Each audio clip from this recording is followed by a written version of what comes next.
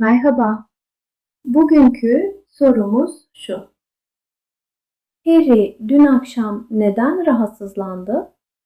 Hikayeyi dikkatlice dinleyin. Cevabınızı yorumlara yazmayı unutmayın.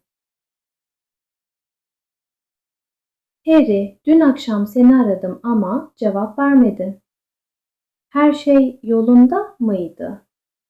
Aslında pek iyi değildim. Dün gece biraz zor bir zaman geçirdim. Ne oldu? Hasta mı oldu? Evet, biraz rahatsızlandım. Karnım çok ağrıdı. Geçmiş olsun. Ne zaman başladı? Akşam yemeğinden birkaç saat sonra başladı. Akşam ne yemişti? Arkadaşlarımla dışarıda yemek yedik. Bir restorana gittik. Ne yedin? Izgara et, salata ve tatlı yedim. Daha önce o restorana gitmiş miydin? Hayır, ilk defa gittim. Yemekten sonra hemen mi kötü hissettin? Hayır, ilk başta hiçbir şey yoktu. Eve geldim, biraz televizyon izledim. Sonra ne oldu? Bir süre sonra karnımda bir ağrı hissettim. Ağrı çok şiddetli miydi? İlk başta çok değildi ama zaman geçtikçe arttı. Başka bir belirti oldu mu? Evet, biraz midem bulandı ve kendimi yorgun hissettim. Ne düşündün? Önce çok baharatlı yemek yediğimi düşündüm. Baharatlı yemeklere alışık mısın? Aslında çok değilim. Türkiye'de bazı yemekler benim beklediğimden daha baharatlı olabiliyor. O sırada ne yaptın?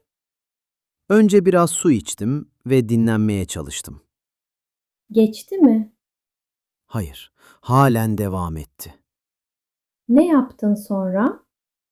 Arkadaşımı aradım. Arkadaşın ne söyledi? Bana gün içinde ne yediğimi sordu. Neden bunu sordu?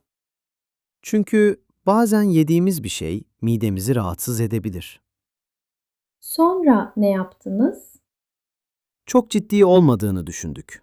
Biraz dinlendim ve sıcak bir çay içtim. Sabah nasıl uyandın? Sabah daha iyiydim. Karnımdaki ağrı azalmıştı. Doktora gittin mi?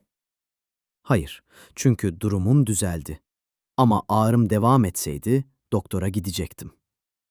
Peki neden olduğunu öğrendin mi? Kesin olarak bilmiyorum. Belki farklı bir yemek yediğim için veya midem alışık olmadığı için oldu. Bundan sonra ne yapacaksın? Yeni yemekleri denemeye devam edeceğim. Ama çok fazla farklı şeyi aynı anda yememeye çalışacağım. Türkiye'de yeni yaşayan insanlar için böyle durumlar normal mi? Bence evet. Yeni yemekler, yeni alışkanlıklar ve farklı yaşam tarzları bazen vücudumuzu etkileyebilir.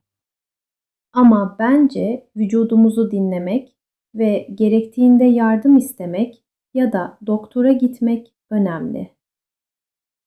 Evet arkadaşlar, sorumuzu son kez hatırlatarak videomuzu bitirelim. Harry dün akşam neden rahatsızlandı? Cevabınızı yorumlara yazmayı unutmayın. Bir sonraki videoda görüşmek üzere. Hoşça kalın.